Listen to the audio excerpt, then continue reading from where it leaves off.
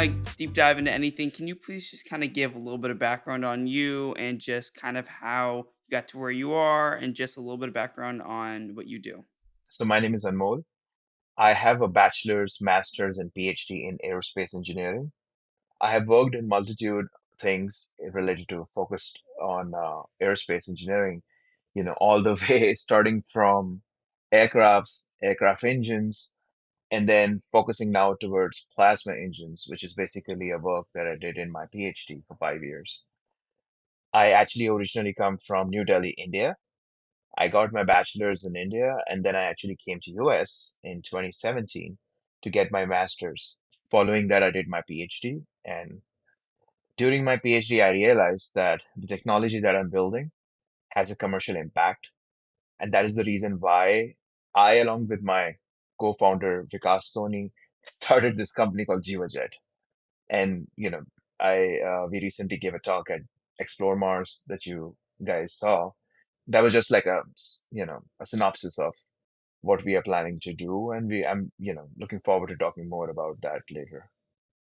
Perfect. So, can you just kind of start off with how you grew up and your childhood a little bit? I grew up in an environment of academic people. So my dad, has studied chemistry, has a master's in that. My mom has studied political science, has a master's in that. My parents always focused on education. They kept on focusing me on education. For them, the education was the biggest thing. So they were like, do whatever you want to play, whatever sports you want to play, but focus on your education. And that actually motivated me to pursue the path of aerospace engineering or like, get my doctorate and stuff like that. Growing up, I had a really good childhood. I was very close to my parents, my grandparents. And in India, even your friends are like your brothers and sisters. So it's very common to call your friend who may not be in blood relation with you as brother or maybe like sister. So me with my friends and my cousins and family members, we used to have tons of get-togethers and gatherings so many times in the year, and we'll have so much fun. We'll have so much food, and food is a big thing in our culture. So that's another thing. So I got to have tons and tons of food at my home, my aunt's place, my other aunt's place, and yeah, it was great. And I played a lot of sports. I played like cricket. I played soccer. I was also into track and field, and most importantly, I'm a musician. So I play guitar, I sing. I do have a YouTube channel with my name, Anmol Taploo, if you get a chance to take a look at it. It was amazing. And then I got a little bit into bodybuilding. So I started like keeping myself fit. And I've been like working out and like doing bodybuilding for almost 14 plus years. So it's a mix of, education, like academics, music, arts, sports, fitness, and, had a great time throughout my life. So, would do you think that your parents would have been fine with you pursuing anything other than STEM, or was that not really like an acceptable thing to pursue? They would have been fine. My dad was supportive. Actually, both my mom and dad were very supportive of me choosing whatever field I wanted to. In the past, like, when they were growing up, because, India had independence in 1947 from the Britishers and colonials. And the mindset was that, there was a lot of poverty back then. So there was a mindset that, you should go into fields that make you a lot of money. And you'll see that in US too. All the Indians who have moved from India to US, they are focusing on STEM related fields like engineering, mathematics, science, and technology, medical field, all those things, because, they are considered as money making fields, which I do agree with to a certain extent. But I mean, there's money in, there is success and money in other fields as well. But they never pressurized me. They supported me in all the different situations of my life growing up. And I think having supporting environment around you is very important, and that helps you make wise decisions in life. That's very interesting. So we can, talk a little bit more about the bodybuilding, all that stuff at the end, because I want to really hear about that too. But for me now, I'm kind of interested. So, what did you do for college? As since I mean, you mentioned even in your high school years, you were interested in STEM. That's kind of what you knew you wanted to focus on. So what did you end up doing for high school? Like, what was your major? Where did you end up going? I ended up going to high school in close to my home itself in Delhi. So in India, the education system is slightly different than in US.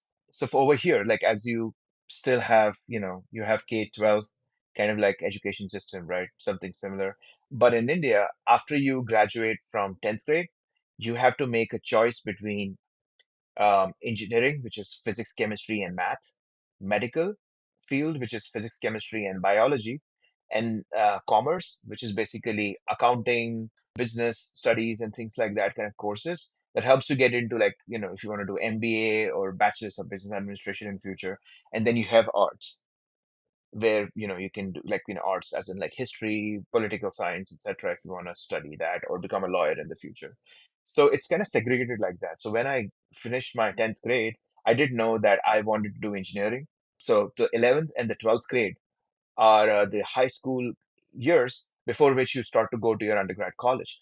So I chose physics, chemistry, math with an addition subject called C++, which is focused towards coding because I really wanted to learn coding.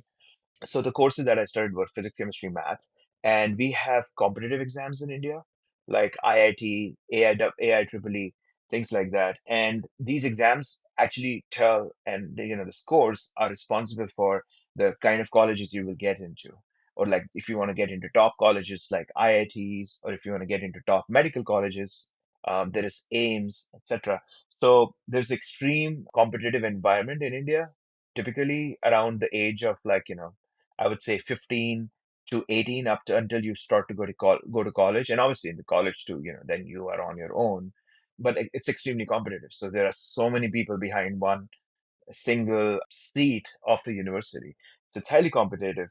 Um, so I focused on that. I focused on those competitive exams during my high school while balancing my school studies along with the competitive exams. Because competitive exams in India are at a much higher level in terms of difficulty compared to what you study in the school.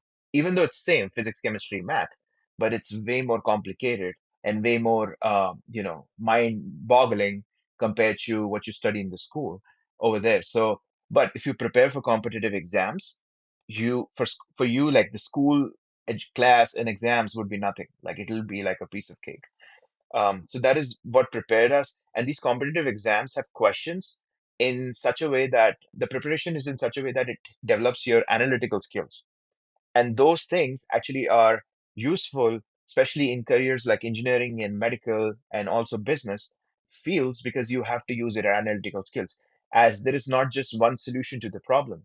That's what we are taught. There are multiple solutions. If you're solving an algebraic equation, it's not just solved by, you can, separate the x into x plus a into x plus b and use the identity, but there are multiple hundreds of ways of solving it. So what it helps in developing is your analytical skills. And that is what I think I would recommend a lot of people to focus on, because that helps you in your career as you grow older. So this was how the whole structure was during, like, with the time when I grew up. So how did then you go from all of these chemistry, math, and physics skills to being interested in plasma? When was the shift for you to be becoming more interested in plasma and just aerospace and innovation? When I was a kid, my aunt, she actually was visiting from US. She used to live in US, and she was a world-renowned scientist who was an expert on hydrogen technology. She actually also worked on the Challenger spacecraft in the 80s with NASA. Her name is, if you look up her name is Krishna Sapru. She used to come to India to visit me and my family, my parents, and she would stay with us for some duration of time.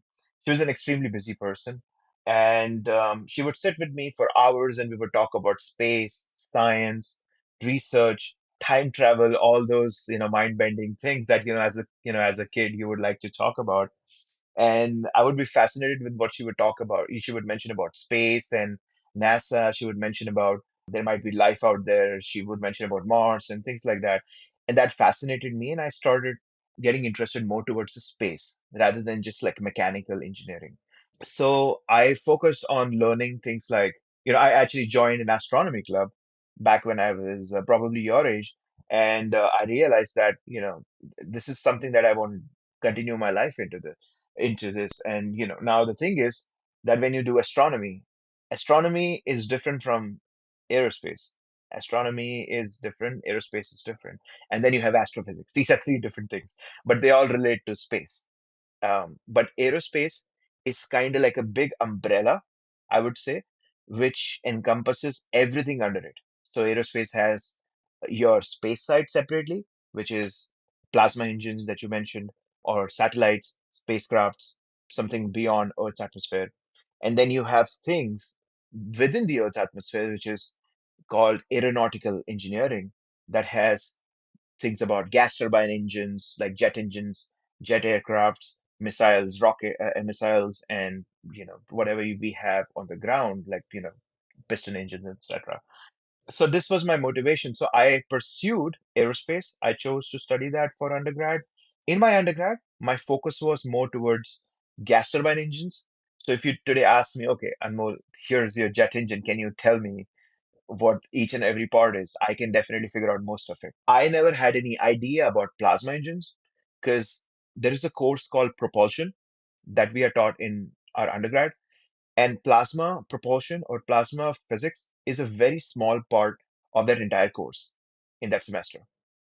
As I came to US for masters, I still did not work for plasma field and anything related to aerospace in US, because as a non-US citizen or somebody who's not from the US, it is very difficult to get into an aerospace field. There are some restrictions which are known as ITAR restrictions that actually make it difficult for people like people who are coming from abroad to work in aerospace industry, or even like in academia, or even in research institutes, to do any research related to aerospace. So when I was doing my master's, I was actually working on solar cells, high efficient solar cells, which was a project funded by Department of Energy in conjunction with MIT and US Navy Research Lab. However, when I started my PhD, my professor said that, hey, Anmol, I have this idea wherein you can actually utilize air in the very low Earth orbit and just ionize that, make this kind of like a cocktail of plasma, and then use electromagnetic fields to throw those charges from that cocktail out of the engine to generate force, which is thrust. Now, I was like, okay, I understand the air breathing part of it, but I don't understand the plasma propulsion part of it. And that is where I had to learn all the way from scratch at the beginning of my PhD about plasmas, like all the way starting from knowing how to light a bulb on a breadboard to making the technology and now in the stage of commercialization. So it has been a 5 year of journey in this field. And interestingly, this air breathing plasma propulsion was my professor's, my PI's master's thesis in 80s. So it's funny like to work on that. So this is how everything connected for me. Can you talk now a little bit about what you do right now with plasma and the company that you are with? Yes. So I and my friend Vikas Soni, we founded a company called JivaJet Incorporation, which is based in Arlington, Virginia. So we founded this company in the final year of our PhD while everybody was writing their PhD thesis. We were also writing our thesis, and actively, while I writing our final year PhD thesis, we were actively participating in new venture competitions and all these like venture competitions, and we won all these with like highest amount and like highest money, and also doing customer discovery. That's another crucial part in starting the company. You want to understand who your customers are, so you talk to so many people, right? um, Now, what we do is we have two divisions. We are an R&D company that utilizes all the inventions and all the research we did at our university, GW, GW's Micropropulsion and Nanotechnology Laboratory, under the guidance of Dr. Michael Kedar, who's our professor. This is all the research we did in our PhD for the last 5 years. and both in the field of medicine and in the field of propulsion, or like basically in the field of space. And there are some overlaps. So all the work we did focused towards plasma in applications for both the things. We found a potential commercial impact through that, and then customers. So we were like, okay, let's just take all of this out of the university and start a company and try to like commercialize this. So this is the whole idea. In the medicine side, you can talk more with Vikas. He's an expert. He can tell you more when you talk with him next time. My focus is more towards space. Space side, I'm focusing more on the air breathing plasma propulsion engine that I built.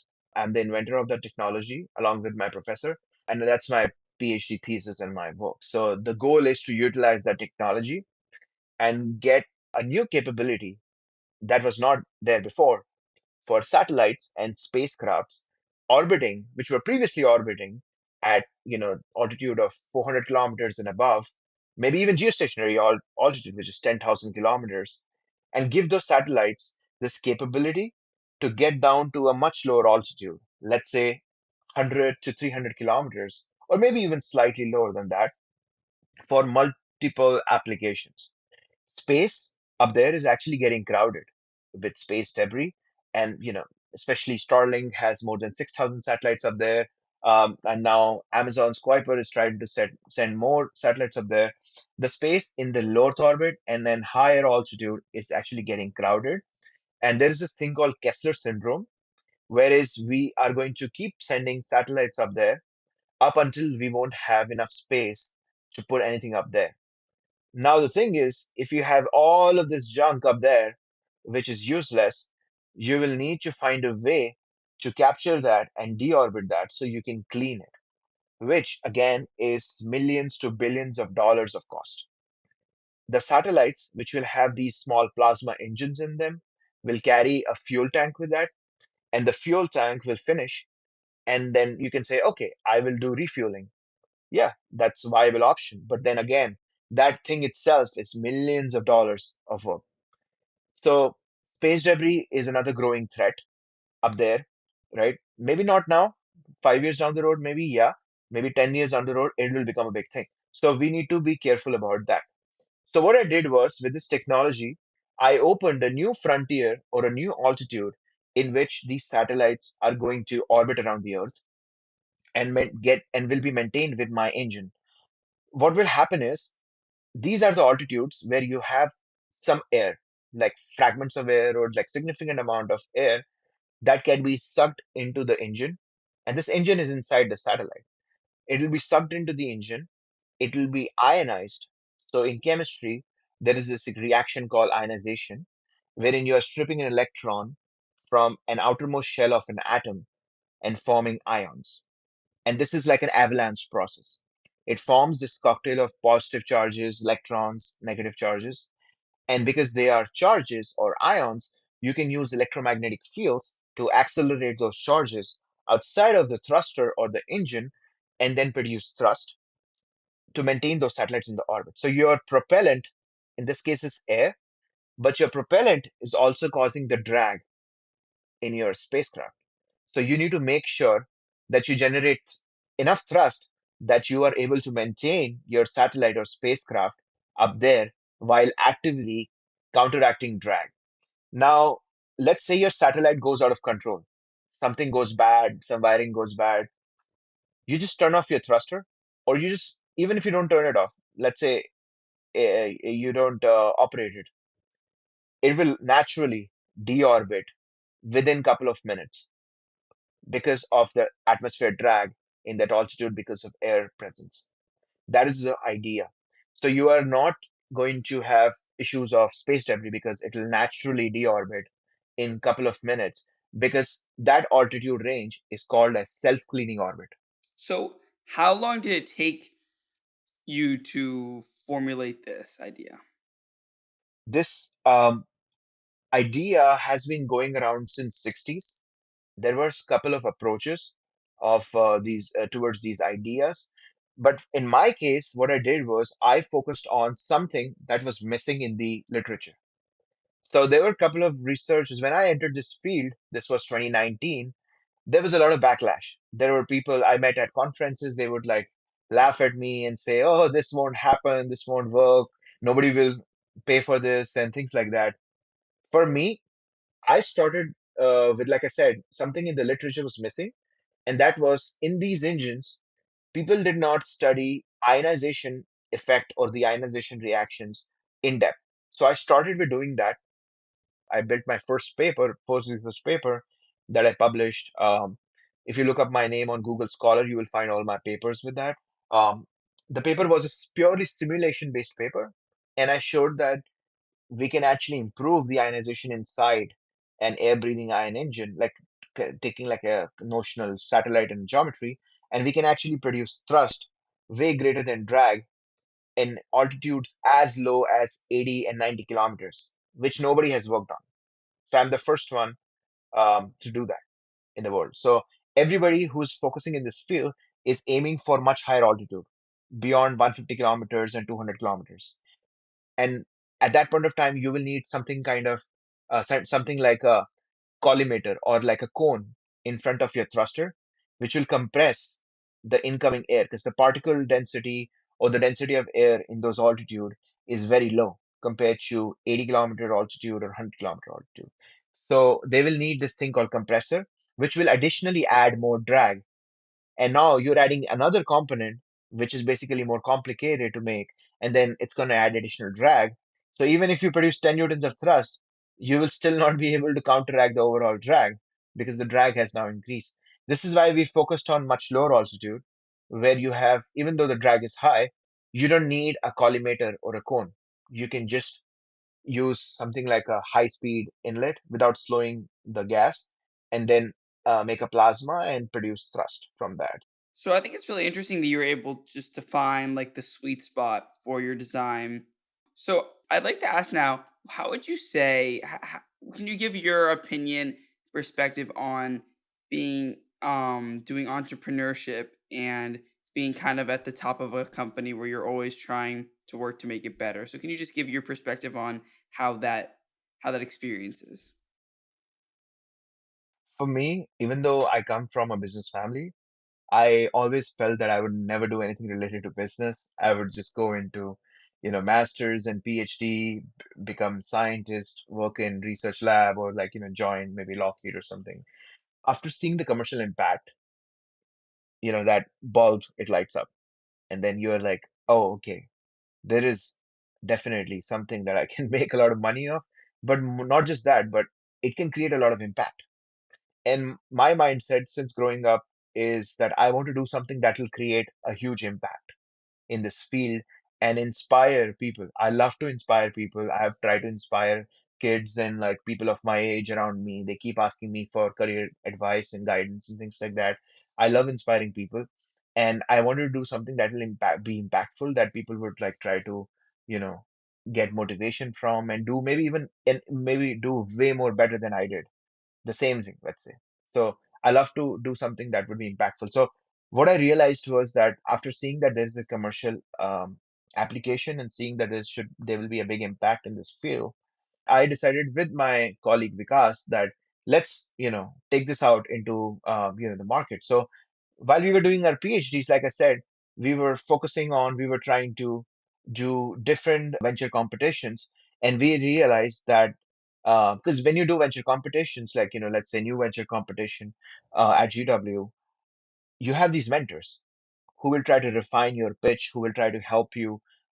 And you should definitely utilize these people at the university or even at your school, who are experts in like, building businesses or who have connections and who can mentor you in terms of what you should do for making your idea more refined. And they're not concerned about what your technology is. They're not concerned about all that. They're concerned about what market you want to focus on, right? So when we started into these venture competitions, we had all these ideas. Okay, this can do this can do that, this can do 100 different things. But our mentors focused us on one specific thing and asked us to delve deep into it. And that's when you realize that, okay, this is such a big market. And you don't think about that until you actually fix onto one thing and try to go deep into it. And, it just branches out into multiple things. So Entrepreneurship was difficult for me because I come from a science background. I come from a science. I'm a scientist, and then turning myself from scientist into somebody who will start a company, like into an entrepreneur, it's a hustle. Like entrepreneurship, it's a hustle. But one thing I will definitely make sure, and I want to tell you that is, no matter what you do in life, if you ever decide to be an entrepreneur, the experience is so much worth it. It's way, way, way more worth it than going for a full-time job right after your, university, or like, just jumping directly into industry. Entrepreneurship teaches you a lot about yourself. Forget about the product, forget about the technology or company. It will teach you a lot about yourself. The most important thing it teaches you is that how you can be persistent towards one thing and push yourself beyond your limits. You will push yourself so much beyond your limits, and by the time you reach to a certain level, whether it is you start a company, or you get your first check from your investor, or your grants start to come in, and you get your first paycheck, which is significantly a higher salary than you would get as a PhD. That day you realize that I actually worked so hard for this, and I'm so happy that this came out to be like this. Hard work will always pay off. This is the line, and this is the motto that I live by my entire that I've lived by my entire life. Hard work that you put into something is 100% always going to pay off. It may not be a straight road, it may be a wavy road, right? There'll be a lot of ups and downs for sure. There'll be people who will believe in you. Keep those people close by. There'll be people who may not believe in you, who will say that, oh, you are, crazy, you don't know anything, you cannot do this. Let those people be away from you. But people who believe in you, always keep them close to you, because those are the people who will help you reach that goal that you're trying to set. And you will realize after all this hard work is that there is no boundary, there is no limitation. You will come out of the box and you will basically realize that I have so much capability and potential in me. Thank you for that. I feel like I usually try and ask a question that is similar to asking about what advice you would give to someone my age wanting to be an entrepreneur or wanting to do what you do, or someone who just feels like they are in a position that you felt like you were, but then you pushed through. But I feel like the advice you just gave, would you agree that that is the advice you would give to someone who is wanting to start with entrepreneurship, or feels like they can't do it? People say they can't do it. So would you say that's the advice that you would give? Yes, absolutely. And when you and I actually this actually comes a lot from the bodybuilding side as well, because like when I'm trying to lift heavy, not like I'm not trying to lift 1,000 pounds. I know I cannot lift 1,000 pounds, but in fitness, you try to slowly add on weight over weeks, and then you get stronger. It's like that. Life is like that. Your mind is like that, right? Mind is also a muscle. It is also like that. So you have to treat your life like that. You take that load on you. You don't take unnecessary pressure, but you take that load on you, and it teaches you a lot of things. It teaches you how you can endure through the pain, how you can endure through those things, how much potential you have. And over the time, you will realize that you have become a very calm person. As you grow older, you will become a very calm person, because you will see all the ups and downs in your life. You will have championed over all of these, like ups and downs, and it's like climbing a Mount Everest. When you reach on the top of the hill, you can see the whole world, you can see everybody around you. So have that mindset. And the other mindset that I will always focus on, in terms of, if I want to tell somebody of your age or to everybody, and a lot of people like this, is remember, you have one life. You want to make sure you get the best out of this life. You don't know whether you'll be reborn as the same person or somebody else, or maybe you may not be reborn in the same, privileges that we get and things like that. But you have one life, and you want to make sure that you understand what your purpose of this life is, and then you do things that you leave a mark, that people will remember you after after you leave this world. So that is the mentality I live by. And you can rest when you're old, when you're 78, 90 years old, just rest and sleep in the bed your entire life. But that time when you will be old and you'll be remembering your life, you will smile, you will be happy, because you would have you would remember how many things you achieved and the mark you left. So this is the mentality I would suggest to have, like growing up or at my age. Yeah. Thank you. So I've asked all the questions that I would like to ask. I think it's the fact that you do bodybuilding is really cool. I've been getting into lifting too. We can talk more about that later. But if you have any questions for me, then you can ask away. And otherwise, I think we're all good. One question I had was, everybody has some sort of way to get motivation in life, or somebody who is the person who's always supporting you, who's always there for you. In my case, it has been my mom specifically and my dad, but majorly my mom. She has shown me so much of support since I was a kid, since I was at your age, whether it is, pursuing something in the field of music, pursuing something in the field of sports or like, education. Um, what has been your support? Who has been that person who has always supported you in that way? I feel like it's always been both of my parents. I feel like my whole family's always been pretty supportive. I feel like for me, like on the motivation standpoint, I feel like for me that's always just been like an inner feeling of wanting to kind of do more and like keep pushing just to see like what I can do, see what kind of things I can achieve. That's where my kind of like motivation to keep going comes from. But I think I always have like a great support from my family. I think for me, if I wanted like when I wanted to start this podcast, I had support from my family. No one was like, "No, no, no, don't do that." So I think I always have support from my peer group, my family, my friends, everyone. But I think for me, like the motivation comes from like an internal want to kind of pursue and keep going. Thank you for sharing that. Okay, thank you so much. I really appreciate you taking time to do this interview. I learned some great things, and yeah, I really appreciate it. Always happy to help. Yeah, and you whatever questions you have, anything you need, you can always reach out to me. And yeah, looking forward to talking more next time. Thank you.